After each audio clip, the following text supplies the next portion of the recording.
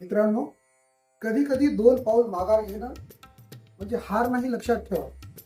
हार त्या वेळेला असतो ज्या वेळेला पुढे जायचंच नाही. हा डोक्यामध्ये फिक्स विचार असणं म्हणजे हार आहे.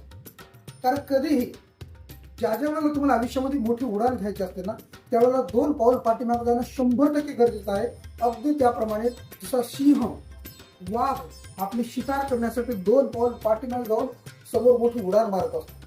अगदी त्याचप्रमाणे छोट्या ध्येयासाठी तुम्हाला जास्त मेहनत करण्याची गरज नाही पडत. पण मोठे जर ध्येय असेल, मोठे जर स्वप्न असेल, तर त्यासाठी तुम्हाला विचार करावा लागतो, त्यासाठी तुम्हाला वेळ द्यावा लागतो. आणि ती वेळ देणं म्हणजे आतमधून स्वतःला स्ट्रॉंग करणं आहे, आतमधून स्वतःला मजबूत करणे आहे. जोपर्यंत आपण आतमधून मजबूत होत नाही, तोपर्यंत मोठी उडान सुद्धा होणार नाही.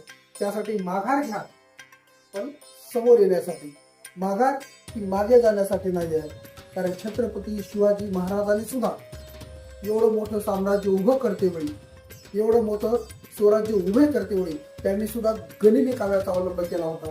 आणि आपल्याला सुद्धा आपल्या आयुष्यामध्ये जर मोठे ध्येय गाठायचं असेल तर गनिमी काव्याचा वापर करावाच लागेल. कारण इतिहास आपल्याला तोच शिकवतो. कारण नेहमी म्हणतात, जो आपला इतिहास विसरतो तो इतिहास कधीच करत नाही. आणि जो आपला इतिहास नेहमी जाणून ठेवतो तो आपल्या आयुष्यामध्ये नेहमी इतिहास घडवतो. त्यासाठी आपल्या पूर्वजांचा इतिहास लक्षात ठेवा आणि समोर चालायचं काम करा. धन्यवाद.